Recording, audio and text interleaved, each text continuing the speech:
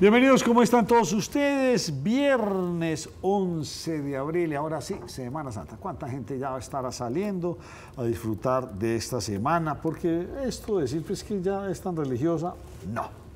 Ni de recogimiento ni nada. Ya esta es una semana que mueve el turismo en nuestro país, José. Nacho, respeto su concepto, pero yo creo que todavía hay mucha gente que... No, sí, pero ya no tanta como antes. Ah, sí, obviamente, no tanta como antes, pero... O sea que las iglesias andan en crisis, buscando feligreses, ya no les van tantos. O no, usted sí, pobre Emilio, lo que le espera. Yo lo voy a llevar a procesión. Usted claro. yo me lo imagino juiciosito, madrugando jueves, vamos a ver la lavada de los pies a las 12 de la noche, todo lo que pasa.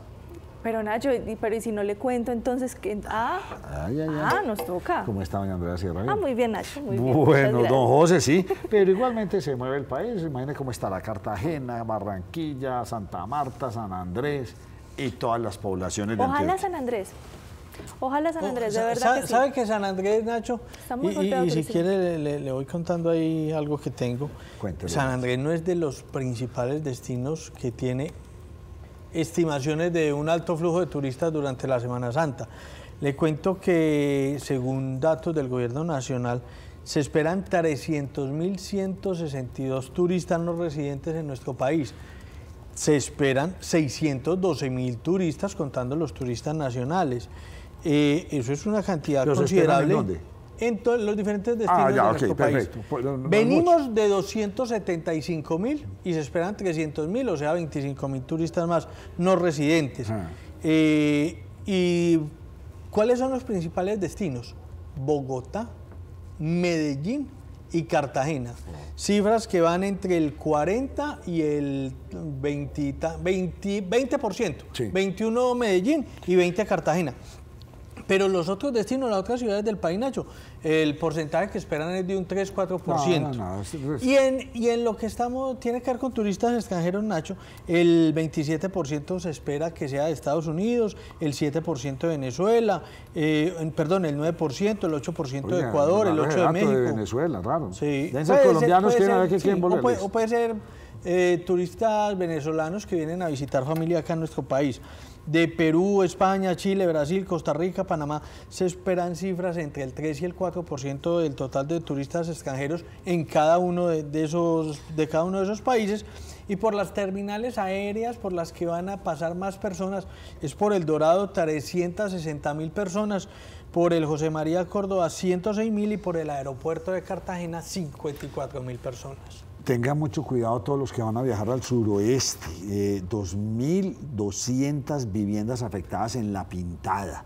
Ojo que no son, ahí sí, ya esa que nos está mostrando, me hicieron antojar de irme a la playa, no se puede. Miren los desbordamientos y la situación tan grave que pasó hoy. Esto no es ni ayer ni antier. Gravísima, se desbordó el río Cauca, ha generado inundaciones en el municipio de La Pintada, más de 3.800 personas afectadas, las vías, el agua llegó hasta las carreteras, hasta las vías que comunican todo el suroeste. Todo indica, según los que conocen del clima, pues voy a decir idea, pero yo me fijo mucho en estas otras plataformas internacionales que vamos a tener lluvia y bastante lluvia durante la próxima semana, así que tengan bastante cuidado con esto. Y por otro eso lado, puede afectar bastante las expectativas en algunos de esos municipios, sí. Expectativas de flujo de turistas. Esperemos pues que estos señores, los taxistas, yo no sé si hoy siguieron con su paro aquí en Envigado, no sé si ya lo levantaron. No, esta mañana estuvo muy fluido. Sí, esta mañana. Ya sí se calmó la cosa. Sí, bueno, sí, muy bien. Pero no sabemos hasta cuándo, Nacho. Miren, por otro lado, pues ustedes saben, siempre hemos tenido como un dilema con el famoso peaje de Trapiche Cabildo. Sí. Aquí saliendo para norte. Sí, vieron que lo iban a poner por un tiempo y eso se quedó. De Vinusa está pues bregando a hablar con la comunidad, pero parece ser el alcalde Juan David Rojas pues habían citado a una reunión hoy y estaban pues como venga, vamos a hablar del tema, esto ya pongámosle fecha, ¿sí o no? Pues la ANI incumplió, no fue. Lamentable lo que está pasando en el norte del área metropolitana. Veamos qué nos dice el alcalde. Otra vez hemos aplantado. La falta de voluntad política y el compromiso institucional nos están dejando y dilatando el desarrollo de Barbosa cada vez más. La ANI junto con Vinus, vienen dilatando el proceso de concertación. Llevamos varios meses esperando y esperando un compromiso decidido y una voluntad política para cerrar el tema del traslado de los peajes en el municipio de Barbosa. Los invitamos a que nos cumplan decididamente el próximo 8 de mayo, jueves, 2 de la tarde. Los esperamos en la sala de juntas de la administración municipal, junto con la veeduría de No Más Peajes, con una solución definitiva y con fechas concretas para que le demos solución a la salida de los peajes en el municipio de Barbosa. Administración municipal, vamos a instaurar la acción jurídica a través de un derecho de petición, solicitándole a la Procuraduría que nos dé un acompañamiento en este proceso con el ente institucional. Cada vez más se fractura la confianza institucional. Ellos dicen no más peajes y yo cambiaría también la otra cosa. Peajes sí, pero no tantos. Este país está inundado. Qué cosa tan impresionante. Cada 50, 60 kilómetros el peaje. Y ya de unos costos que uno dice, una edita a la costa, una edita a Bogotá o al sur, vale. Y vale. Y bueno, ya no es que ya tenemos Pacífico. Bueno, entonces, como entregaron un tramito, subimos el precio. No tenemos nada. Eso, lo que usted va a recorrer, lo poquito que han entregado, se lo gasta con creces en los cuellos de botella. No, es que estamos trabajando. No, señores, todavía no. Nos quedamos en el aire. Hablemos ¿de qué vamos a hablar? Del Ministerio de Salud. De Salud. Bueno, es para que hoy su les gripa tocó, o la mía, mire, ayer se rieron mucho de mí porque estaba aquí haciendo entrevistas y estaba con grave. un resfriado Sí, normal. y esa es la palabra, no tenía gripa, tenía no, es un resfriado, sí. es un resfriado. Bueno, cuénteme. Que, entre otras cosas, para que visiten nuestro canal de YouTube, ahí hemos hablado con expertos donde nos dicen las diferencias entre una gripa, un resfriado, un catarro. El suyo era de vías respiratorias superiores. De llorar, yo no sé por qué estaba llorando. Pero está bien de salud. Hoy no ha estado tanto. Hoy no he llorado. Hoy no ha estado tanto. Hay una preocupación muy grande en el país. La alerta la dio el Ministerio de Salud. Ya van 47 casos reportados en todo el país, Nacho, con 20 fallecimientos. Estamos hablando, por supuesto, de fiebre amarilla. La alerta se da justo en esta temporada de vacaciones y el Ministerio de Salud, cuando intentó hacer un llamado de atención a los padres de familia para que llevaran a sus hijos a vacunarse, sobre todo si van a visitar zonas posible y potencialmente endémicas, pues utilizó una expresión, Nacho, que dada la creatividad de los colombianos se ha prestado para que digan, oigan, nos están expropiando a nuestros hijos. El ministro de Salud salió a decir nada más y nada menos que era que la patria potestad de todos los niños menores de 18 años le correspondían al Estado colombiano. Usted que tiene un hijo de menos de 18 años, le tengo la novedad. La patria potestad no es suya, es del Estado. No, eso según el ministro. Según el ministro. No se prestó sino para críticas, el ministerio le tocó salir hoy a rectificación, compartieron comunicados en los que salían a decir que era que sus palabras habían sido sacadas de contexto y tuvieron que ser rectificadas, pero por el ministerio, no por el ministro. Y acá lo que quieren decir es, bueno, lo único que queríamos era invitar a los padres de familia. Sabemos que esta vacuna no hace parte del plan obligatorio de vacunación, pero sí que por lo menos la tengan presente. Ahora, respecto a esas declaraciones y esas obligatoriedades que se dan con las vacunaciones, hay senadores que rechazaron los hechos. Uno de ellos, el antioqueño conservador Mauricio Giraldo, que sale a rechazar la forma en la que se manifiesta el ministro y las declaraciones que ha tenido. Esto dijo el senador Giraldo. Las declaraciones del ministro Jaramillo no son un desliz.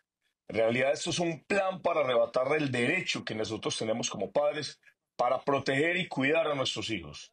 Está claro que en esta resolución emitida por este despacho, el gobierno quiere intervenir sobre nuestros hijos, obviamente sin nuestro permiso, permitiéndole prácticas, procedimientos médicos, abortos e incluso cambios de sexo sin el consentimiento de los padres. Anunciamos que vamos a estudiar y vamos a presentar una demanda a esta resolución y además citaremos al ministro a un debate de control político en el Congreso. Que venga y explique con qué derecho este gobierno pretende arrebatarle los niños a sus padres. Las declaraciones del ministro. En otras noticias, Nacho, ya se conoció el primer borrador de lo que va a ser el presupuesto general de la Nación para las vigencias que se vienen. ¿560 qué?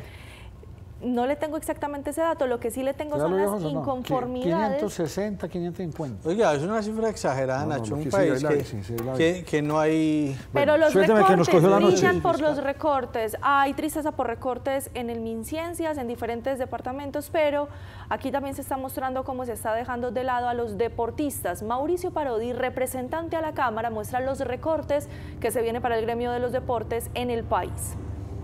El gobierno Petro le da otra puñalada por la espalda a los deportistas colombianos. Ha presentado el presupuesto para 2026 recortando otra vez de manera injustificada el dinero de los deportistas. En solo 2 años les está quitando 1.3 billones a los deportistas, es decir, más del 90% de esos dineros. Esto es inaceptable. Mientras este gobierno sigue gastando en ministerios de la igualdad que no sirven para nada y que la Corte Constitucional lo anuló, en burocracia innecesaria, más de 300.000 empleos han creado en 2 años. El gobierno sigue derrochando, sigue gastando en embajadas y consulados que no se necesitan, sigue pagando propaganda política a través de influenciadores que nada le aportan al país y además sigue el tema de la corrupción rampante en el gobierno mientras los deportistas no tienen dinero. Esto es inaceptable y vamos a elevar nuestra voz de protesta en contra de un gobierno que abandonó a los deportistas colombianos.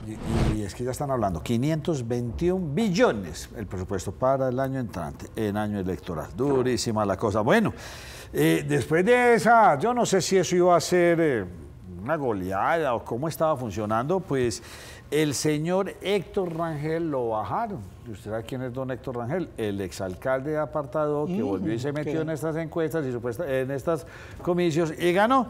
Pues ganó, ya lo bajan de esto y queda elegido Adolfo Romero en el municipio de Apartado. Ya tienen alcalde. Vamos a hacer una muy breve pausa. Y tenemos a dona Jennifer Pedraza, representante de la Cámara, y tenemos muchos temas interesantes. Y también vamos a hablar hoy de turismo en Antioquia. Ya volvemos.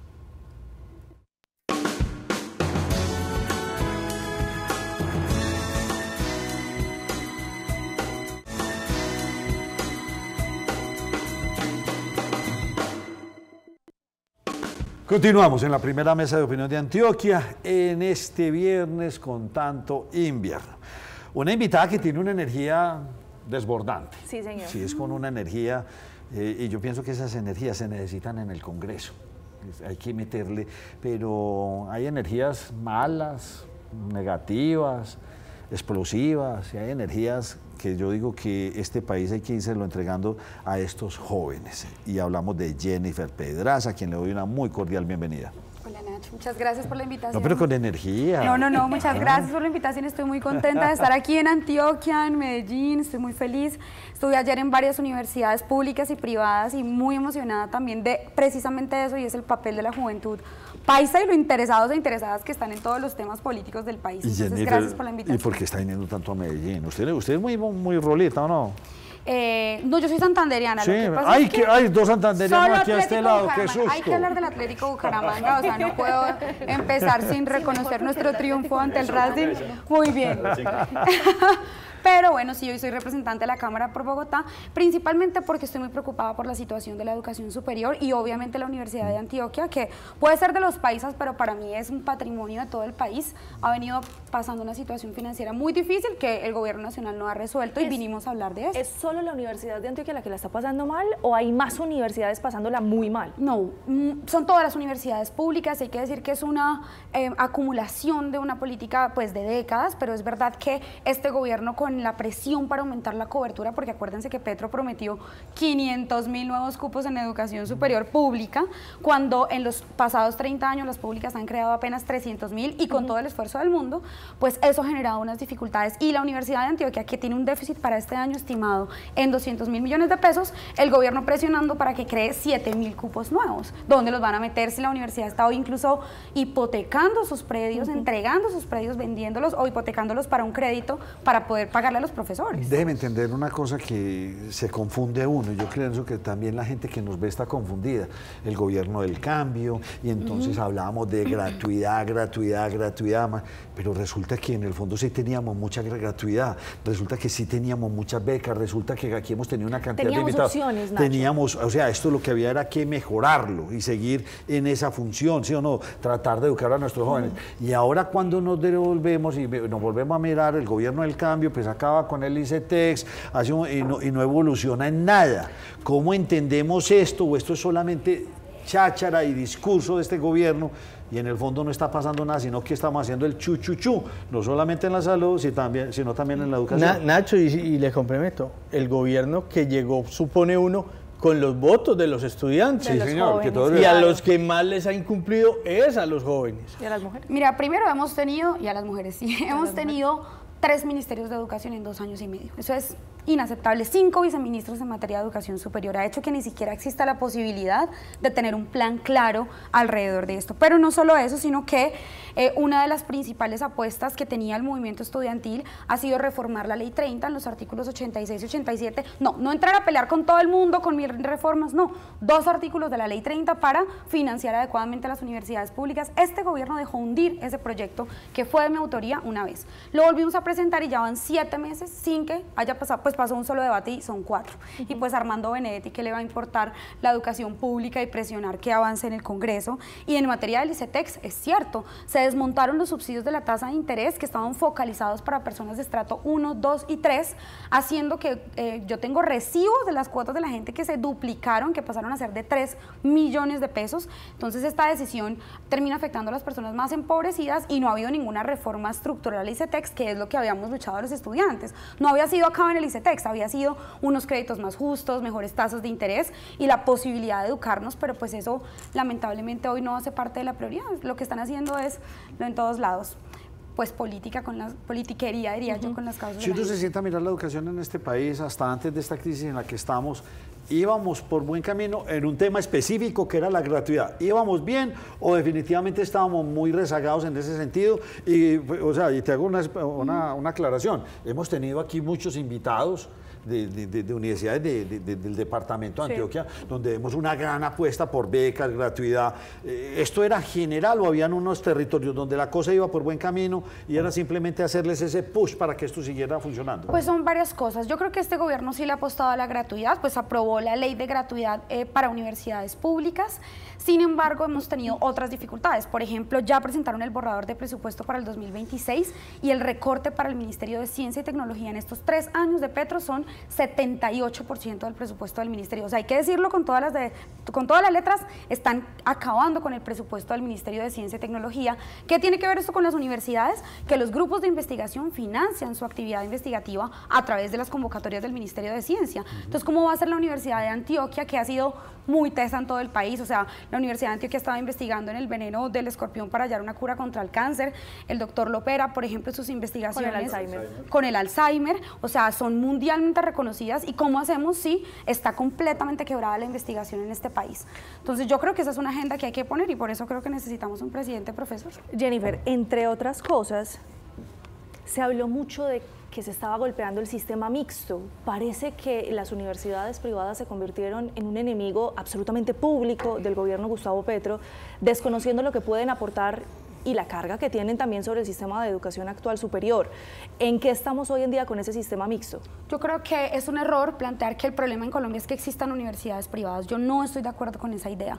Lo que hemos luchado, por lo menos en mi época, en los estudiantes, era que los estudiantes pudiésemos tener la posibilidad de estudiar en una universidad pública y que quienes no quisiéramos pudieran acceder, ya fuera a un crédito educativo con buenas tasas, digamos que entienda que es un derecho fundamental, o estudiar como quisieran en una universidad privada, sino que esta no fuera la única alternativa para educarse, que el crédito no fuera la única alternativa para poder estudiar, ha sido como la consigna generalizada. En ese contexto, que existan universidades privadas no es un problema, incluso hay que luchar para que sean de excelente calidad, financiar sus programas de investigación y buscar otras apuestas, y financiar adecuadamente las universidades públicas, que es lo que yo hoy veo con el gobierno y las públicas. Sí es verdad que ellos le han dado más recursos a las universidades, pero al tiempo las han presionado por mucha nueva cobertura y resulta que las universidades venían de 3 décadas de crisis financiera. Entonces, cuando tú tienes una entidad en crisis, lo primero que llegas no es a ponerle un montón de responsabilidades nuevas, tienes que reconocer esa deuda histórica y empezar a saldarla. De lo contrario, todos esos estudiantes que vas a meterle a la fuerza solo van a agudizar esa crisis. Y una ñapa que es muy grave y es que el gobierno sacó un decreto de formalización docente que tiene un objetivo noble, yo lo comparto. Muchos profes en las universidades públicas están hoy precarizados, son profes de hora cátedra, solo les pagan 8 meses al año. ¿Y qué dice el decreto? Hagan un plan para vincularles de planta. Genial, suena genial. El problema es, ¿y la plata? ¿Y la plata de dónde? Pues pongan la plata, porque así que no. ¿Cuál presidente no saca decretos diciendo, no, pues mejores condiciones para todo el mundo, pero pongan la plata, porque de lo contrario solo va a terminar haciéndose más profunda la crisis de las públicas o aumentando la tendencia de la privatización? El problema de la educación pública no es quizás más estructural, y hablo en el área de los docentes. cuando uno tiene, como tú lo dices, docentes que trabajan por horas cátedra, pero también tiene, como se ha conocido, docentes de 70 y 80 millones de pesos. O sea, no hay algo más estructural que hay que cambiar en el modelo de contratación de los docentes públicos. Yo creo que hay que discutir el decreto 1279, que es el que precisamente reglamenta los salarios de los profes y de las profes. Pero hay que decir que esos profes son datos atípicos, no son la norma. En la nacional, por ejemplo, el salario medio de los profesores es de 12 millones, el promedio. La mediana son 11 millones. Y estamos hablando de personas con formación doctoral, como es el requerimiento hoy de la mayoría de esos puestos o de esos espacios de profes de planta. Ahora, abramos esa discusión, pero el gobierno pues ni siquiera eso sacaba adelante. ¿Cómo deberían pagarse los salarios a los profes? Podríamos hablar de un mejor salario de enganche, porque hoy un salario de enganche puede estar en 5 o 7 millones de pesos y pues estamos hablando de gente más muy preparada formada. que un cumis. Sí, son gente que tiene un doctorado, son gente que ha pasado por un proceso de formación y además tenemos que igual ser atractivas como universidades para los mejores cerebros del mundo, para que vengan a ser profes acá. Jennifer Pedraza, representante de la Cámara de Edad. No lo vamos a decir, sino representante. Usted está visitando muchas universidades, está recorriendo mucho el país en ese sentido. Explíquenos una cosa. ¿Cuál es la percepción que usted ha percibido que tienen los jóvenes en este momento? Porque últimamente tuvimos ese estallido social apoyado por jóvenes y una cantidad de jóvenes metidos en esta nueva propuesta y la propuesta del cambio. Pero resulta que todo esto fue, no sé, incumplido. No lo vamos a decir. Tusa. O sea, mi sensación ¿qué percepción tienen los jóvenes y qué le han dicho a usted? O sea, Jennifer Pedraza es una de las entusadas.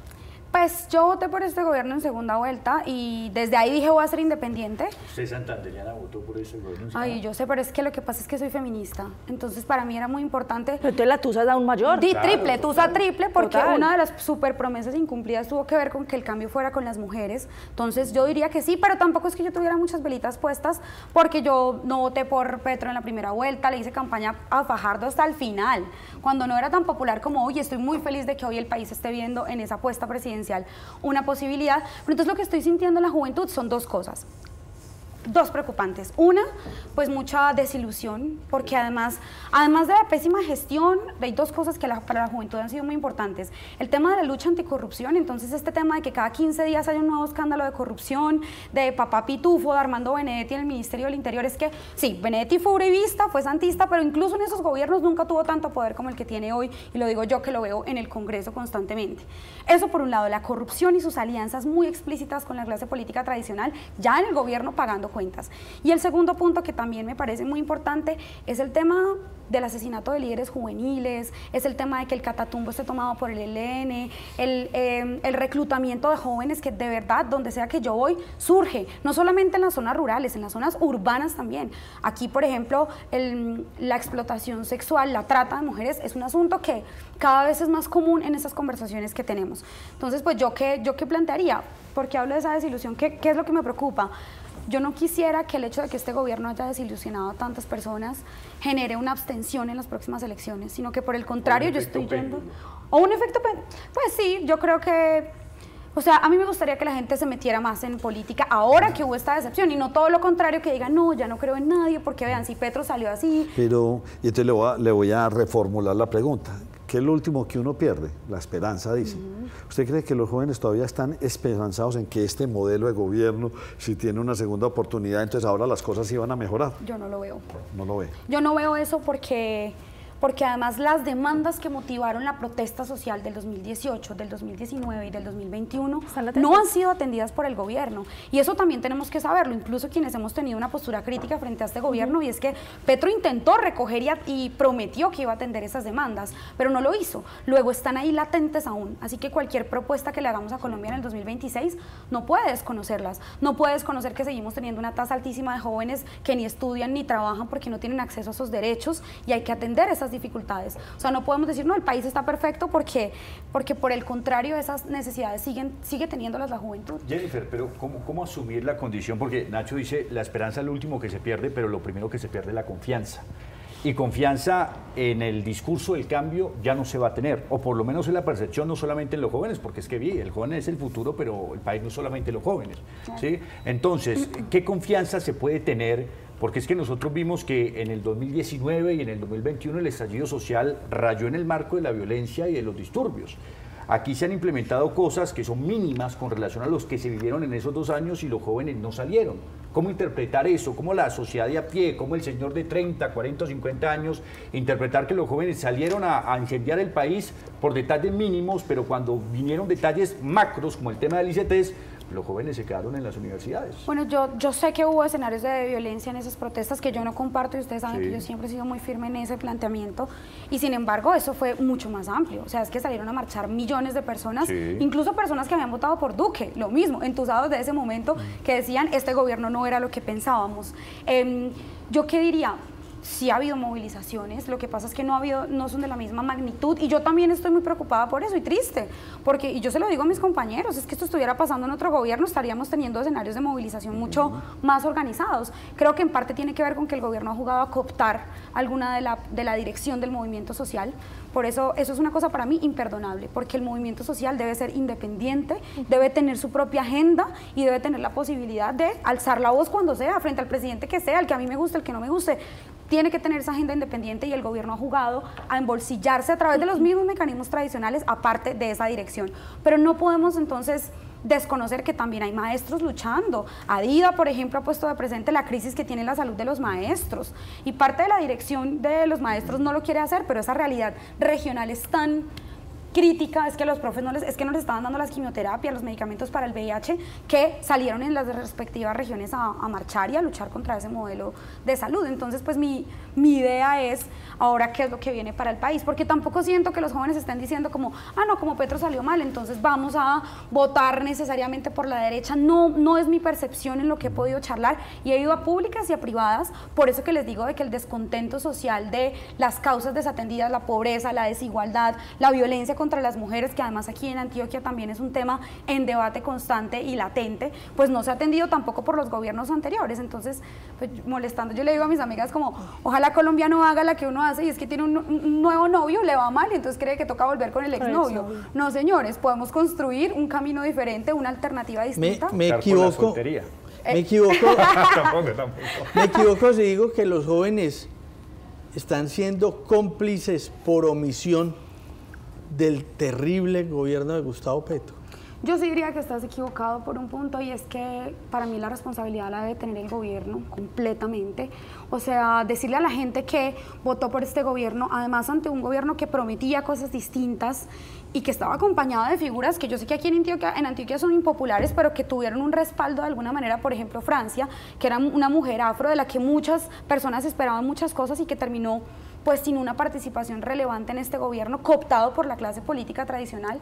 Pues para mí más bien, es como cuando estábamos marchando en el 2019 y había gente que decía, ay, los que votaron por Duque no pueden salir a marchar. No, al revés, si esas personas votaron por Duque y quieren salir a marchar, bienvenidas, y hoy digo lo mismo. Las personas que votaron por Petro queriendo un país distinto, yo las invito a que vean que ese gobierno mintió, que incumplió, que ahora es un gobierno de los politiqueros más criminales de este país, y que empecemos a construir en otro proyecto distinto, pero yo no pondría esa responsabilidad en la gente, sino en los dirigentes, que tienen toda la información, la plata, el billete, ahora RTBC, en cabeza de Holman Morris, además generando una propaganda muy engañosa con la gente y censurando. Yo me quiero ir al Congreso, Nacho, no le quiero preguntar por la reforma laboral, porque ya se hundió, no miramos al pasado y usted también me ha invitado mucho a que miremos al futuro, pero ya presentaron en la Comisión Séptima del Senado la de Salud, que aprobaron en Cámara. ¿Quedó usted contenta con lo que salió de Cámara? Cero. Yo voté negativo en la reforma a la salud y primero quiero solidarizarme con la gente que nos está viendo, que seguramente está sufriendo situaciones de barreras de acceso a medicamentos. La crisis humanitaria que está viviendo el país por la situación de la salud es sin precedentes en el corto plazo. Y la gente, hay que decirle a la gente, hoy el 30% de los afiliados 30 millones de colombianos y de colombianas están en EPS administradas por el Estado colombiano. Correcto. Más de la mitad de ustedes, televidentes que nos están viendo, están en EPS que son administradas y manejadas por el gobierno. Luego, si aquí se están robando la plata del sistema de salud, la mayor probabilidad indica que se la esté robando el mismo gobierno. Si a usted no le están dando sus medicamentos, la mayor probabilidad indica que sea una EPS intervenida por el gobierno la que no le está girando la plata al gestor farmacéutico. O sea, el gobierno ya no tiene cómo evadir su responsabilidad frente a esta crisis humanitaria porque controlan hoy la mayor parte del sistema de salud y han empezado a implementar con gotero esa reforma a la salud, por eso yo la voté negativa. O sea, tanto que dicen que son enemigos de las EPS, revisen la reforma, ahí van a encontrar el artículo 53 que define que a las EPS que se pasen al nuevo modelo les van a entregar entre el 5 y el 8% de la unidad de pago por capitación, que son casi entre 4 y 6 billones de pesos, mientras que ADRES, que es la entidad pública que supuestamente tendría que hacer todo lo que hoy hacen las EPS, no le van a dar ni el 10% de esta plata. O sea, ¿con qué infraestructura estatal vamos a atender la crisis del sistema de salud? Yo por eso voté negativo. Es una reforma que terminó siendo súper Frankenstein, que ni siquiera lucha contra la elección amañada de gerentes de los hospitales públicos, no establece méritos, recortaron ese pedacito, le mocharon ese pedacito a la reforma a la salud y quedó pues perfecta como los politiqueros quieren. Entonces el presidente echa mucho discurso, pero cuando uno va a ver las reformas terminan siendo la repartija del sistema de salud y la última preocupación es la garantía del derecho. Y la centralización absoluta para que desde el gobierno tengan el control de cómo vamos a repartir toda esta gerencia y todo esto. O sea, politizar todos estos sistemas es lo que pretende este gobierno. Nacho, yo acabo de meterle una queja y una denuncia disciplinaria en la Procuraduría a la Superintendente de Salud, que es la esposa del ministro de Salud, la doctora Beatriz Gómez, porque lo que yo estoy identificando es que hay un patrón. A finales del año 2023, el ministro de Salud repartió a dedo 1.7 billones de pesos que para construir hospitales por todo el país. Y resulta que a renglón seguido iba la superintendente descabezando gerentes de los hospitales, interviniéndolos si esas licitaciones no se hacían como el ministro definía. Incluso un exgerente de un hospital en Caquetá que denunció que había presiones indebidas sobre los términos del pliego de licitaciones. Y en el caso del hospital de La Guajira Nazaret, acabo de hacer ayer una denuncia porque a la interventora que pusieron no cumple los requisitos mínimos para ser interventora y aún así la esposa del ministro certificó que los cumplía a pesar de que es completamente falso. Su mayor mérito en la hoja de vida de la señora Nelvis Guerra es haber tenido un cargo directivo en una fundación de un concuñado de Kiko Gómez. O sea, le están entregando, ¿quién me creería esto? Que el gobierno del presidente Gustavo Petro le está entregando el hospital de Nazaret de La Guajira al clan de Kiko Gómez, que ustedes saben que ha sido uno de los más denunciados por homicidio y de todo, y uno de los peores exponentes de la politiquería en La Guajira. Pero dígame una cosa. De pronto usted me da la respuesta y esa es una pregunta oficial a todos, ¿sí o no? Es como obligada. A ver. ¿Y por qué no pasa nada? Bueno. Pero usted le entregó al hospital, pasó esto allá, y estamos todos los días con la misma situación. ¿Por qué no está pasando nada? Primero, los entes de control, yo espero que la Contraloría espero que la Procuraduría investigue. Yo demandé la elección del Contralor porque fue tramposa, dirigida por Roy Barreras, así que yo ahí no pongo muchas velitas. Petro, que antes como senador criticaba que los gobiernos anteriores pusieran entes de control de bolsillo, incidió él como presidente y su gobierno en poner un Contralor de bolsillo. Entonces ahí tenemos una dificultad. Espero que la defensora sí ha sido, pues no sé ustedes qué opinan, pero a mí me ha parecido excelente. Ha sido muy independiente. Ha sido muy independiente, alzó la voz con lo del Catatumbo y dijo, señor gobierno, yo le había advertido, usted no hizo nada de lo que le dijimos. Entonces yo también espero que en el caso de la Defensoría, por ejemplo, con el PMU de Salud, nuestras denuncias pues puedan avanzar, pero no es un ente disciplinario como tal. Y con la Fiscalía, pues ahora a la fiscal no le sirve ni a Quintero ni a Petro, a pesar de que Petro mismo pues la ternó. Ahora que estaba viendo la actitud de Quintero frente a la imputación de sus cargos en la Fiscalía y la actitud displicente que tiene con la justicia, pues decía, no le sirve ni siquiera a los entes de control que ellos mismos ternan. Pero yo creo que... ¿Qué pasó con Olmedo? Nada. ¿Qué pasa con el hijo de Petro? Nada. Ahora entró Daniel Quintero, el exalcalde de Medellín. ¿Qué va a pasar? Y todo se volvió como en un show, y un globo apaga el otro, y después viene el otro, y entonces ya hoy el tema estamos hablando de traer gas por redes eléctricas, y entonces ya dice que sí vamos a tener suficiencia, o vamos a ser autonómicos en el 2029, porque eso lo acaba de decir el señor de Ecopetrol, y es un globo detrás del otro. ¿Cómo entendemos esta dinámica? También, bueno, yo espero que la gente elija un Congreso distinto en el 2026 y un Congreso mucho más vinculado a esta discusión, porque tú me dices cómo es que no pasa nada y yo pienso solamente, nosotros radicamos debates de control político, y los debates de control político son un animal en vía de extinción en el Congreso. ¿Hace cuánto ustedes no ven un debate grande como los que hacía Robledo de Odebrecht? Sí. Incluso en gobiernos anteriores, un derecho de la oposición y de los sectores independientes, y hoy que nos agenden un debate de control político es casi imposible. ¿Quién lo diría que el presidente que tanto dice que el Congreso supuestamente es un palo en la rueda, y ahí lo tiene calladito? Sí, tiene razón usted. Antes se hacía mucho teatro, ahora no. Eso es en contra del gobierno. Se muere, está en vía de extinción. Pero ¿sirven de algo los proyectos que presentan los congresistas? Pues yo creo que sí, y voy a hablar de dos que me han hecho ¿Pero muy está feliz. Siendo idealista o está siendo realista? No, realista, porque voy a hablar de un proyecto que pasó. Porque en este escenario tan pesimista, no crean, a mí también me ha afectado mucho emocionalmente, como bueno, estar aquí sí sirve de algo, no sirve de nada, pero también pasar, por ejemplo, el proyecto de ley para prohibir el matrimonio infantil, que ha sido un proyecto muy importante, que son niñas no esposas, exacto, así se llama, y ya estamos haciendo una labor de implementación porque, pues, gracias a toda la presión social y ciudadana, y estamos a 2 debates de que nuestro proyecto para erradicar la mutilación genital femenina se apruebe, que ha sido construido con las mujeres de las comunidades en Vera, que desde sus comunidades mismas están diciendo, esto no constituye nuestra cultura, esto es una práctica cultural impuesta, violencia contra las mujeres. Entonces, lo que pasa es que las cosas buenas resulta que ya no son la iniciativa o no son la iniciativa del gobierno. Sí hay congresistas moviendo temas que incluso a veces son tan necesarios para el país que ponen al gobierno contra las cuerdas y le toca avalarlo o apoyarlo. El representante Petro también en su campaña, cuando nos prometió todo esto, hablaba mucho de la mujer. Y hubo una mujer en especial, Francesa Márquez, que aquí la tuvimos sentada, que tuvo una gran oportunidad. ¿Qué está pasando con la mujer? En el actual gobierno, obviamente. Es la promesa más incumplida que yo pueda ver en este gobierno y la instrumentalización más banal de todas las causas de las mujeres que nos atraviesan y que nos han movido. Para hablar de esto, yo tengo que empezar rindiéndole un homenaje a Sara Millerey, ustedes saben, víctima de transfeminicidio aquí en Bello, pero no un feminicidio cualquiera, sino con un mensaje de violencia, de tortura y de agresión muy fuerte. Horroroso. Contra las personas Es LGBTI. la degradación del ser humano. Es increíble, Sí. y tengo amigos pues que hacen parte de la comunidad LGBTI acá que me dicen, tengo mucho miedo de salir a la calle. O sea, fruto de ese transfeminicidio. Pero eso no ocurre porque sí, ocurre en una sociedad que es muy cómplice de esa violencia y empezando por el gobierno, que el gobierno, ¿cómo es posible que tenga dentro de sus mayores dirigentes hombres denunciados por acoso sexual, acoso laboral, censura? En el caso de Benedetti, pues violencia física, porque así él no lo quiera reconocer, consta en la policía española como hubo un relato que señaló que le sacó un cuchillo a su suegra y a su pareja, o expareja, no sé, y aún así es el ministro del Interior y no pasa nada, sale a tomarse fotos con mujeres diciendo, ay, no, pero es que si tengo amigas, entonces no puedo ser violento. Y es la persona que hoy todo el mundo sabe que Benedetti es el que toma las decisiones grandes en el gobierno, y no solo Benedetti, Holman, y no solo nombramientos. La ejecución del Ministerio de la Igualdad ha sido muy pobre, ha sido, pobre no, ustedes lo saben, 0.25% y 1.2%, si no estoy mal, el año pasado, cuando había una expectativa allí. En materia de proyectos, la verdad es que la mayoría han sido iniciativas del Congreso, que el gobierno pues le queda muy difícil oponerse, pero pues no ha sido tampoco una... Es que hasta el caso de la primera dama se desapareció.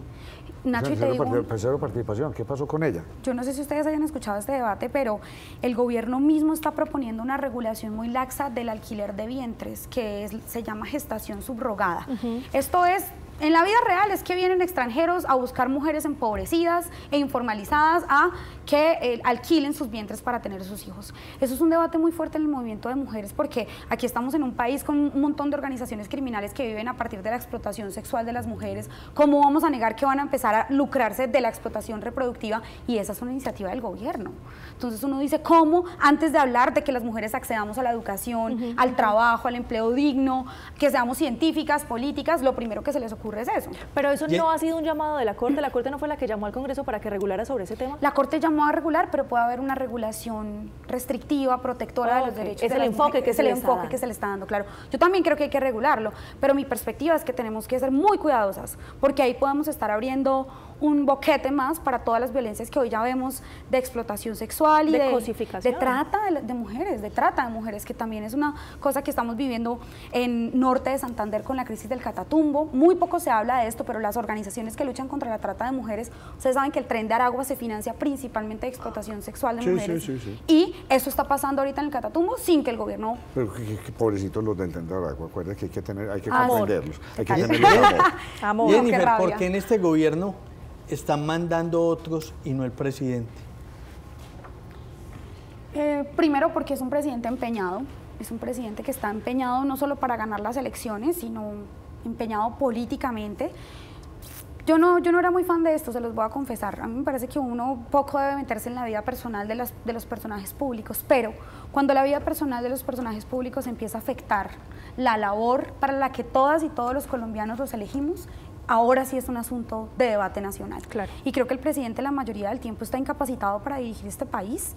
O sea, incluso sus intervenciones en el Consejo de Ministros, incluso sus intervenciones en la Plaza de Bolívar. uno se pregunta si están las condiciones para poder hacerlo. Sus 5 sentidos. En sus 5 sentidos. Y a mí me parece que todos quienes nos hemos opuesto a los gobiernos anteriores y hemos pensado cuál es el proyecto de país que se merece el pueblo colombiano, que es un pueblo trabajador, honesto, luchador, jamás responderíamos que es una persona incapacitada para dirigirlo. Uribe, Santos, Duque, listo, no hicieron los mejores gobiernos, póngale todas las críticas que quiera, pero lograron avanzar en algunos temas.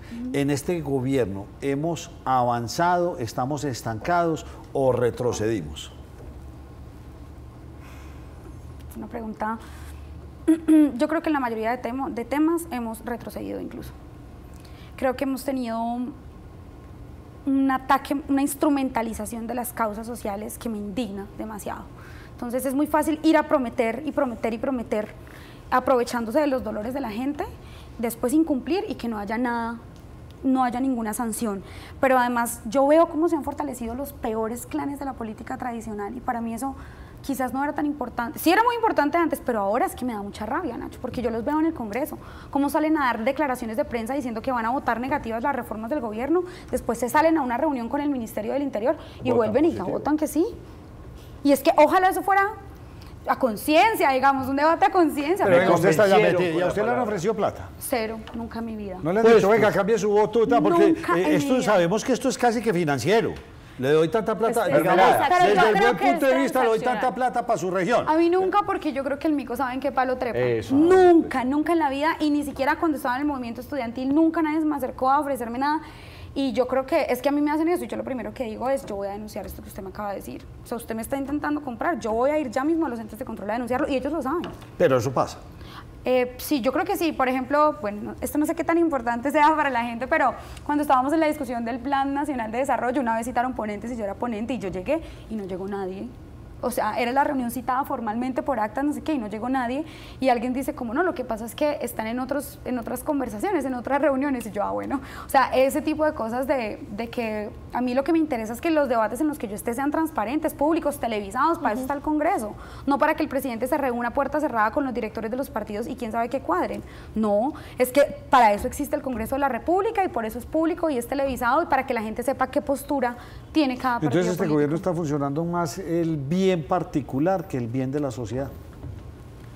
Totalmente, y uno diría que un gobierno que supuestamente tanto se prometía que iba a castigar a la clase política tradicional, pues ha terminado muy fortalecida, muy fortalecida. Lo que está pasando con la salud de los maestros es principalmente por la situación de la fiduprevisora que sigue estando dirigida por el partido de la U. Bueno, entonces vuélvaseme politóloga, analista, listo. Dios. ¿Qué se viene? Gracias. Tome su agua tranquila porque venimos histórico esto que está sucediendo en Colombia, una campaña tan adelantada, tantos candidatos, cómo se mueve, un gobierno que dice no tener dinero, pero hay mucho dinero guardado. Es una campaña que requiere un músculo financiero muy alto por el tiempo que se requiere. Hágame de politóloga doña Jennifer Pedraza, representante de la Cámara. Jennifer es ingeniera, ¿cierto? Soy economista. Economista. Soy economista. Miremos Pero estudié 4 semestres de ciencia política. Yo pensé que me iba a decir, no, pero estudié donde salieron los abogados. Jennifer, ¿y usted que es economista, cómo ve al economista Gustavo Petro?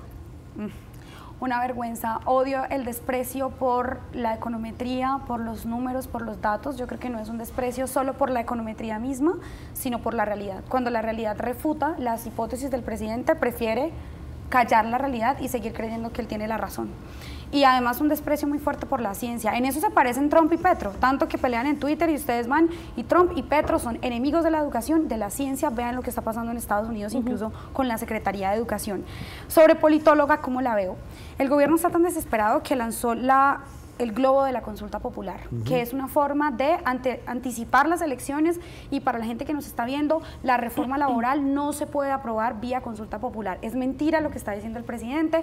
Les recomiendo el podcast de Rodrigo Primni contando por qué todo lo que está en la consulta popular, incluso aunque se lograran más de los 13 millones de votos por el sí, tendría que volver al Congreso vía proyecto de ley. O sea, es un perro mordiéndose la cola, pero en ese camino el presidente sí se gasta 500.000 millones de pesos financiando además sus propios comités promotores de la consulta popular, que son las bases de su partido.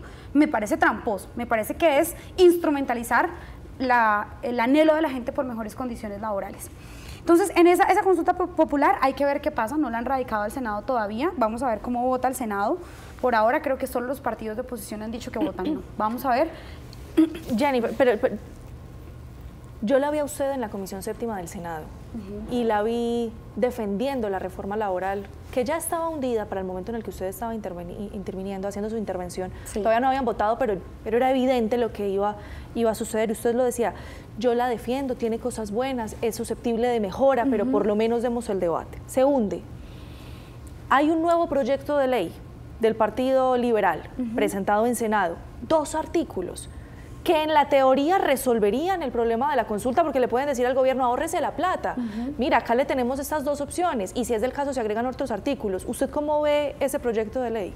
Además de ese proyecto de ley hay otro que radicamos y es de mi autoría junto con la senadora Angélica Lozano y el senador Chacón, que también recoge los mejores artículos de la reforma laboral y dice, aprobemos o discutamos en un ambiente menos tensionado, porque a mí me dio al final la impresión de que el presidente lo que quería era que se hundiera la reforma laboral.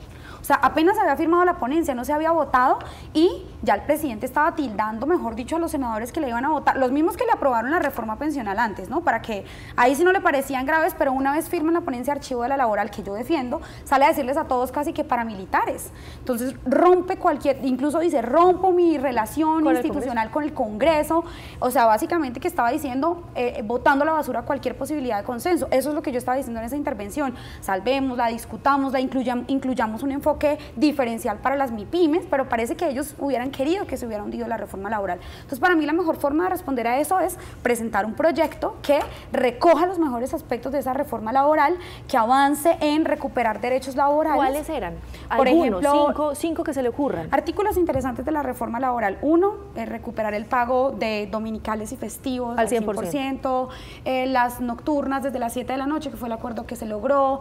Me parece que implementar aspectos que prevengan la violencia contra las mujeres en los entornos laborales también es importante.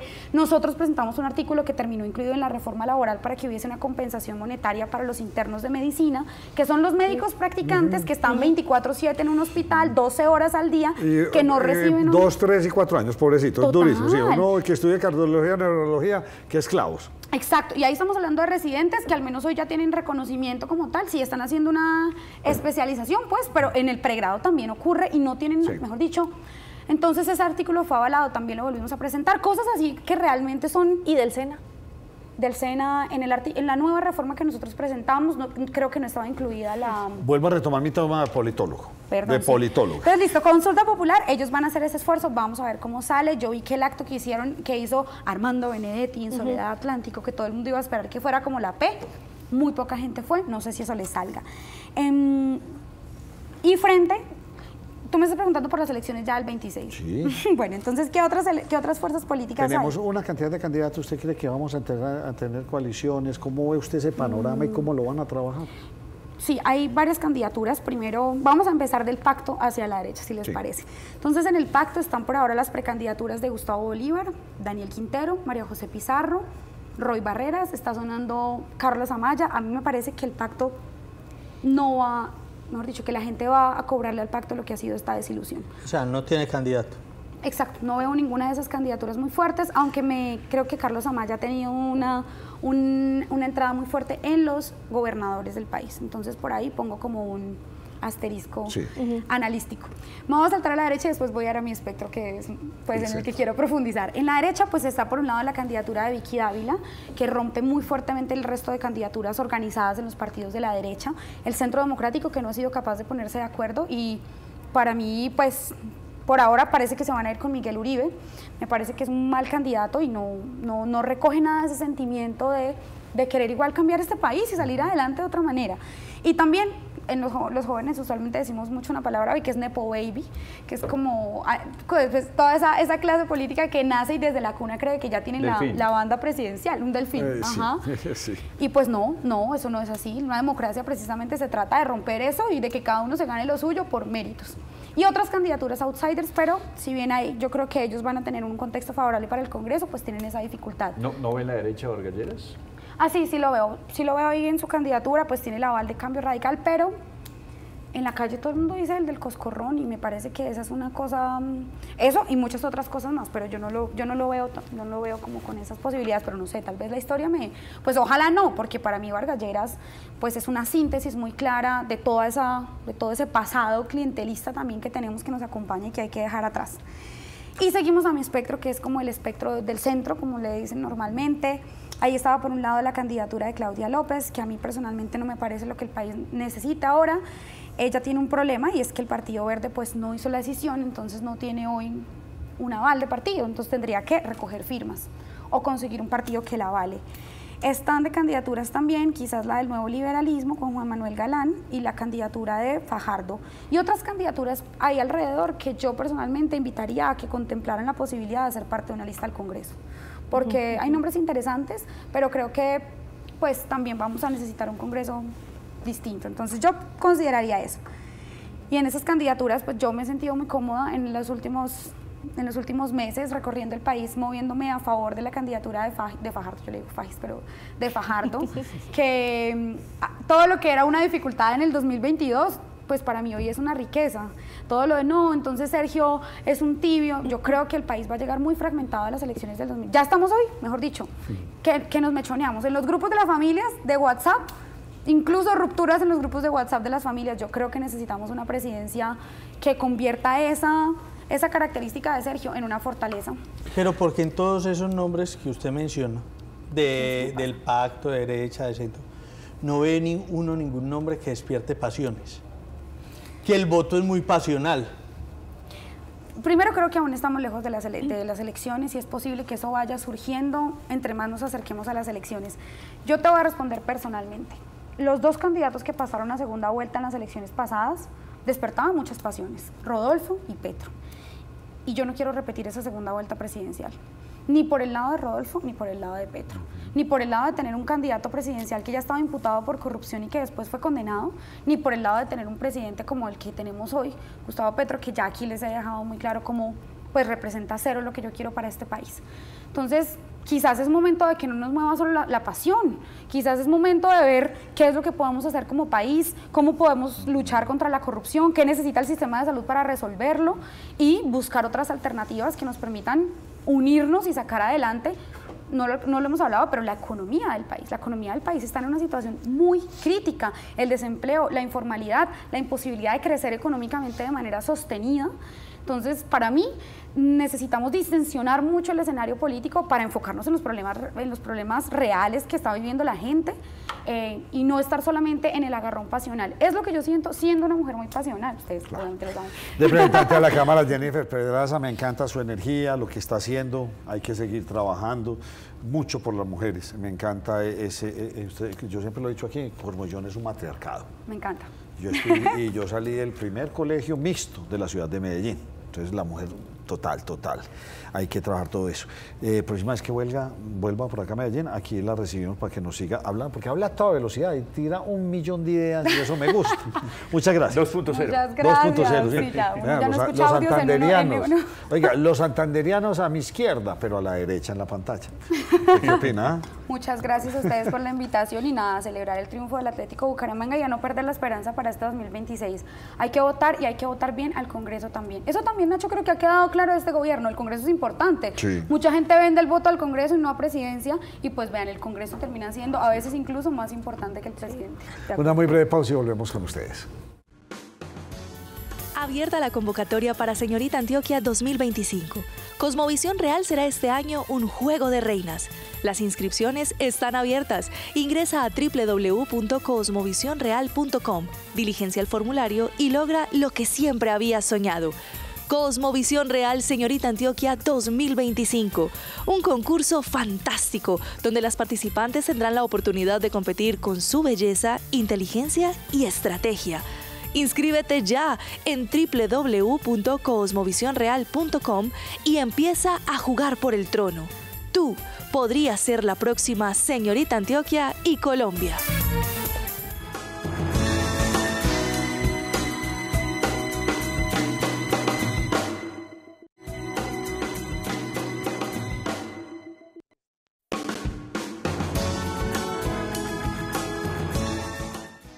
Continuamos en la primera mesa de opinión de Antioquia. Vamos a saludar a Óscar Sánchez, él es el director de turismo de Antioquia. Y esperemos que así, con todas las lluvias que estamos teniendo, como vieron ustedes, ahorita les reportamos de la cantidad de inundaciones en el suroeste de muchas partes, pues que se mueva el turismo por nuestro departamento. Director Óscar, ¿cómo está usted? Nacho, un saludo muy especial a todo el equipo. En este momento desde el municipio, estamos en el municipio de Valparaíso, suroeste antioqueño. Estamos en un ejercicio de Consejo Subregional de Turismo. Como usted lo mencionaba, pues la región amaneció hoy con afectaciones de ola invernal y algunas afectaciones en vías. Pues los municipios están muy preparados y listos, articulados con Policía Nacional, con los sistemas de riesgo, con Fuerza Pública, las parroquias que con sus cofradías vienen trabajando pues también hace unos meses en la preparación de esta Semana Santa. Esperamos que haya una buena movilidad, que las personas puedan ir a sus destinos y que se viva una Semana Santa muy enrutada pues a lo concerniente a lo religioso y a la fe, pero también que muchas personas de Colombia puedan ver en Antioquia un buen destino religioso. Queremos ser el municipio mejor anfitrión, el departamento, perdón, mejor anfitrión durante esta Semana Mayor. Director, y cuénteme quiénes están reunidos allá hoy. Hoy estamos con alcaldes del suroeste. Este es un ejercicio que se hace 2 consejos de turismo regional cada semestre, cada 2 por año en cada región. Este es el primero que tenemos en el suroeste. La semana pasada hicimos el de Urabá, en Arboletes. Nos vamos visitando con el objetivo de ¿qué? De hacer seguimiento a los planes de turismo de los municipios, avances, pero también de escuchar al sector privado y al sector público en cuanto a metas y expectativas. Hoy nos acompañó el encuentro de dirigentes del suroeste antioqueño, cajas de compensación, Confama, la Conexión Pacífico 2, alcaldes, por ejemplo, el alcalde de Tarso, el alcalde de Santa Bárbara, aquí con el alcalde anfitrión, y los directores de turismo de aproximadamente 15 municipios del suroeste. Los otros no vinieron por la sencilla razón de que algunos municipios quedaron incomunicados esta mañana con la fuerte que resultaron en las últimas horas en la región. Oiga, y me quedo con una pregunta que se me viene a la cabeza. ¿Y será que todos los municipios de nuestro departamento tienen que estar sintonizados con el turismo? ¿O será que definitivamente, pues digamos, el Peñol no es turístico, pero Guatapé sí, Santa Fe de Antioquia sí es turístico, pero de pronto Sopetrán no, Huanzá? ¿O será que, vuelvo y hablo de Támesis, de Jericó, pero de pronto los otros no? O sea, estamos metiendo a todos en la misma canasta y esto no se vuelve algo muy ambicioso meter a tantos municipios en unos proyectos de turismo. El acompañamiento es según la fase que tenga el desarrollo de cada municipio de turismo. Nosotros sabemos que hay unos municipios ya más ancla, lo tenemos claro. Usted menciona Guatapé, Santa Fe de Antioquia, Jericó, también el municipio de Jardín. Pero lo que sí hemos evidenciado es el interés de alcaldes y de empresarios en el turismo. ¿Por qué? Porque, Nacho, han cambiado las dinámicas territoriales y hoy, por ejemplo, cada vez el suroeste está más cercano a Medellín. Cuando nos entreguen el tramo que nos falta entre Puerto Escondido y Sinipaná, Bolo Bolo va a quedar a media hora de Caldas. Y con este tramo ahorita, que ya está hace varios años, el de Pacífico 2, que es el que va de Bolo Bolo a La Pintada, pues es un viaje que ya es de media horita y eso hace que se haya una distribución. Ese tema de las vías ha mejorado la movilidad y después de la pandemia se creció un fenómeno muy importante de visitas a los territorios, especialmente buscando turismo de naturaleza, turismo comunitario. Entonces, no es que todos los municipios tengan la vocación turística, pero sí hemos encontrado otros municipios que no estaban en el radar o en los mapas del turismo y los llamamos emergentes. A eso les damos un acompañamiento especial. A Guatapé los acompañamos en unos temas de regulación, pero ellos también tienen por ejemplo, unas tareas en la promoción, porque Guatapé, aunque es un municipio muy visitado, el 80% de los visitantes son de un solo día. Y el reto, por ejemplo, del municipio es que la gente se le quede al menos territorio. Pero hay unos municipios emergentes, y le hablo del caso de Alejandría, San Roque, pero también le menciono unos de aquí del suroeste, Tames, Invernecia, Titiribí, que son municipios que ahora tienen ya una oferta mayor que tienen ya buena hotelería, buenos restaurantes y que se han venido poco a poco ganando un espacio en la inversión y en las visitas. Podemos observar, por ejemplo, también en el municipio de Titiribí, pero también toda la riqueza que tiene un municipio como Belmira, en el norte de Antioquia, o el mismo San Pedro de los Milagros. En fin, son territorios que algunos están en una fase apenas de planificación, explorando. Lo que sí está claro es que en este periodo administrativo hay mucho interés del sector público y privado por articular estrategias de turismo, por la sencilla razón de que deja derrama económica expedita y equitativa en el territorio. Se beneficia desde el hotelero formalizado hasta la señora que vende empanaditas en la esquina. Director, perdón. En esta Semana Santa tenemos dos tipos de turismo: turismo de recreación y turismo religioso. En el caso del departamento de Antioquia, ¿cuáles son los municipios focalizados en el turismo religioso y cuáles en el turismo de recreación?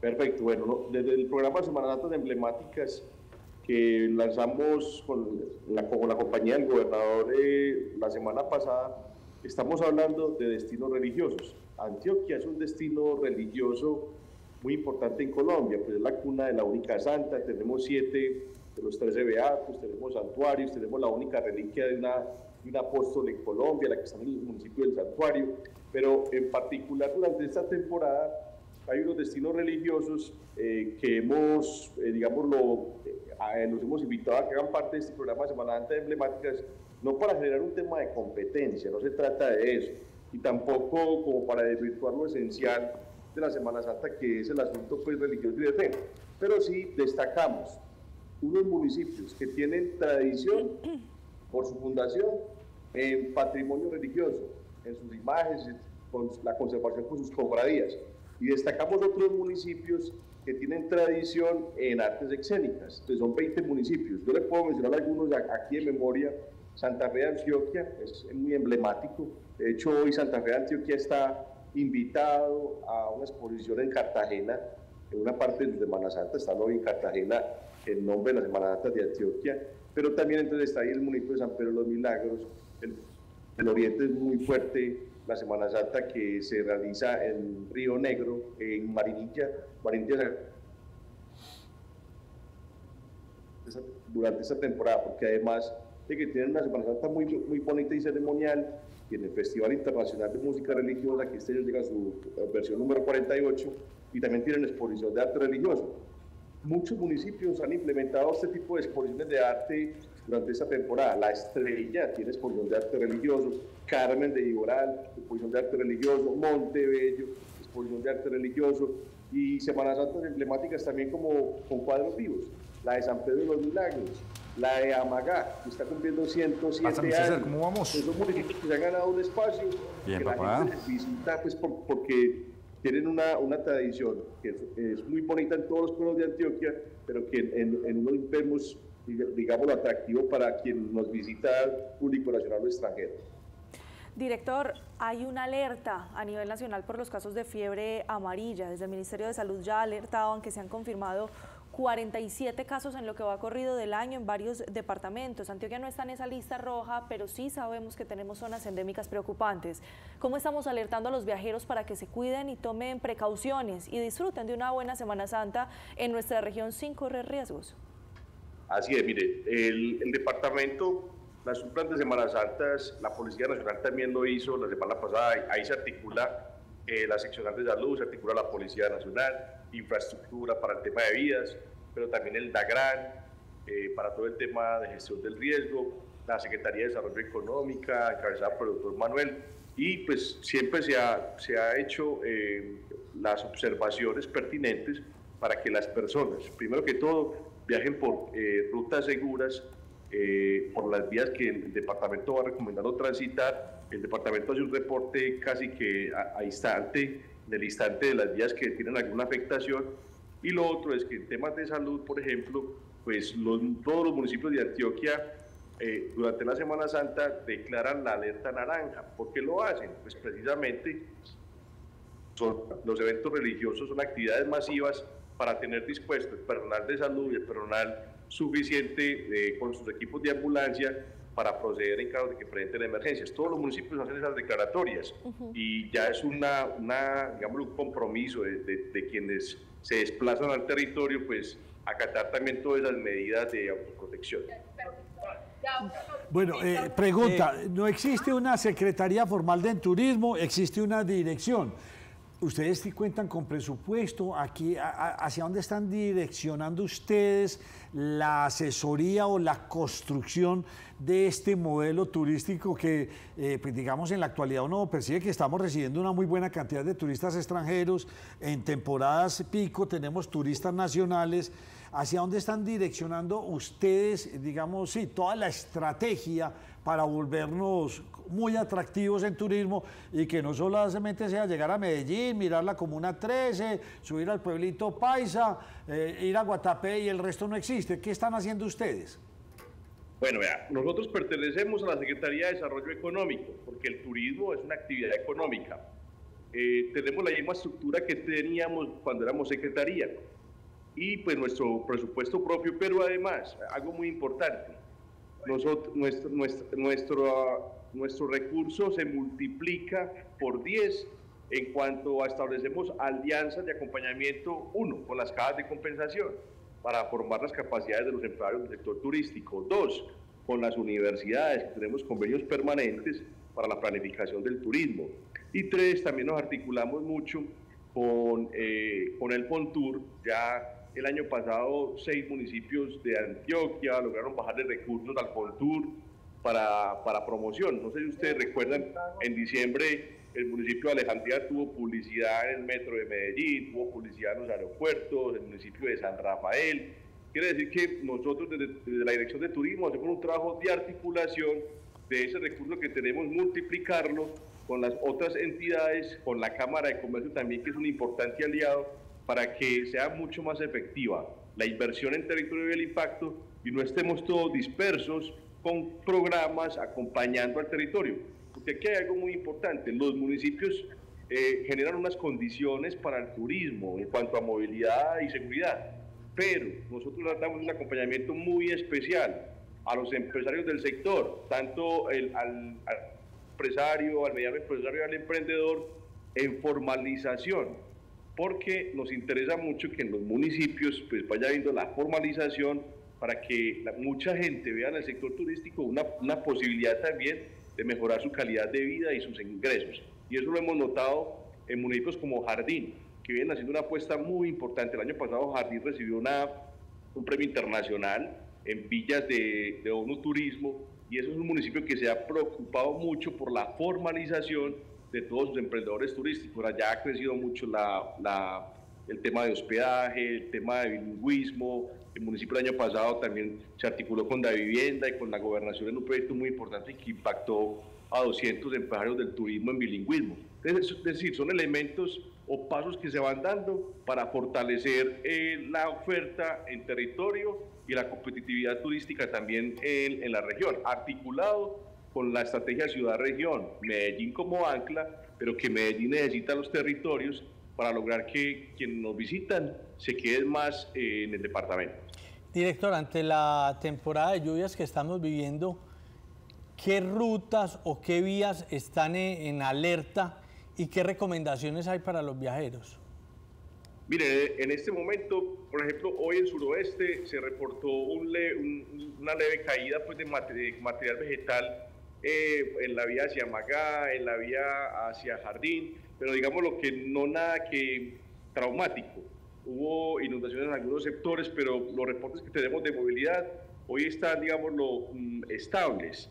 Vamos a estar muy atentos y ojalá pues la lluvia no imposibilite mucho. Siempre que hay estas lluvias tan intensas, los municipios tienen afectaciones y hoy muchos municipios del departamento amanecieron con algunas de sus vías parcialmente obstruidas o con afectaciones a un carril, pero el departamento tiene un gran equipo a través de Rentan, infraestructura del departamento, y cada que se presentan este tipo pues como de calamidades o observaciones, se apoya a los municipios para restablecer cuanto antes los accesos municipales y que de esa manera pues mucha gente se pueda mover con tranquilidad en esta Semana Mayor.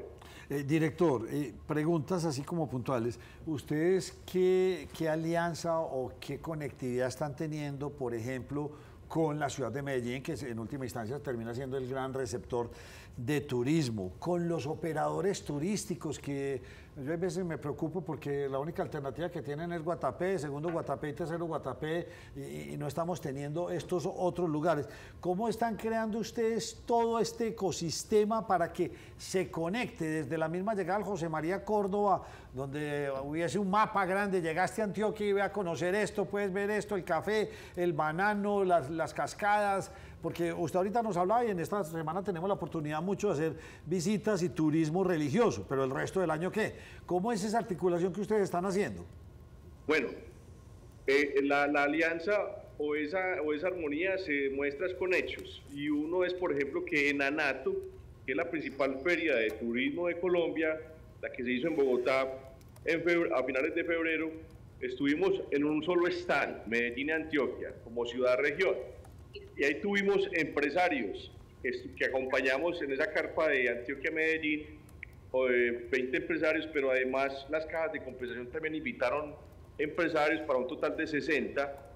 Y siempre el discurso es Medellín y región. Y las agencias de viaje y toda la gente que nos estuvo visitando en esta carpa, pues ayudamos a articular esa oferta. Medellín tiene claro también el tema que si quieren aumentar el promedio de pernocta en la ciudad, que en este momento es de 4,2 días, pues eso no se logra si no se trabaja en forma articulada con región. Y por eso estamos poniendo a disposición de los operadores de la ciudad, por las agencias, toda la oferta que tenemos a través de la página Antioquia Travel, que es la página Antioquia es Mágica. Es una página muy visitada, estamos actualizando, pero si usted ingresa a esa página puede encontrar información de rutas, de operadores y de experiencias gastronómicas y de hospedaje en todos los municipios del departamento.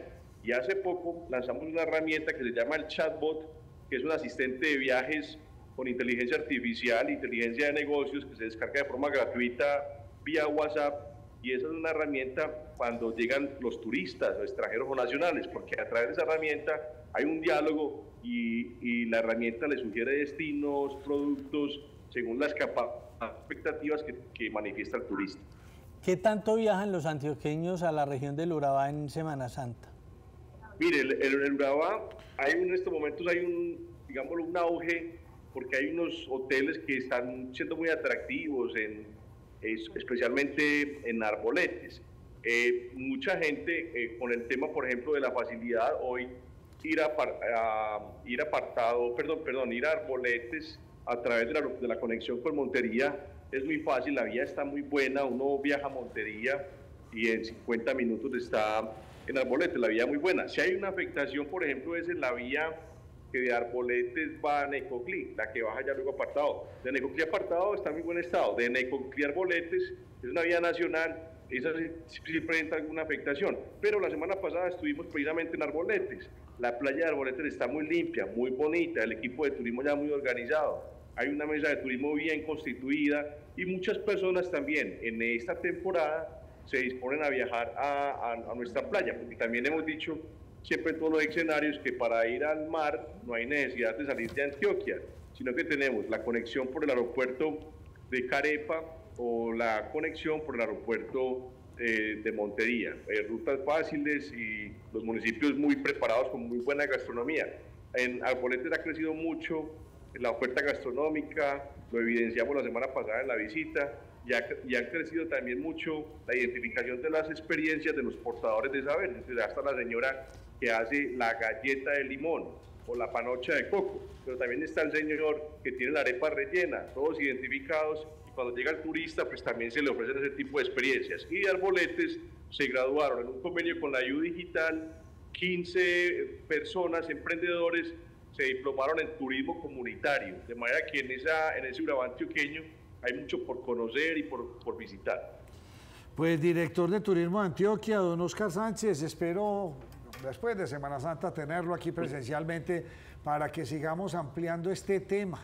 que es una alternativa bastante interesante para muchos jóvenes, porque aquí tenemos que meter a la academia, a prepararlos, a contar historias, a hacer guías turísticos en francés, inglés, mandarín.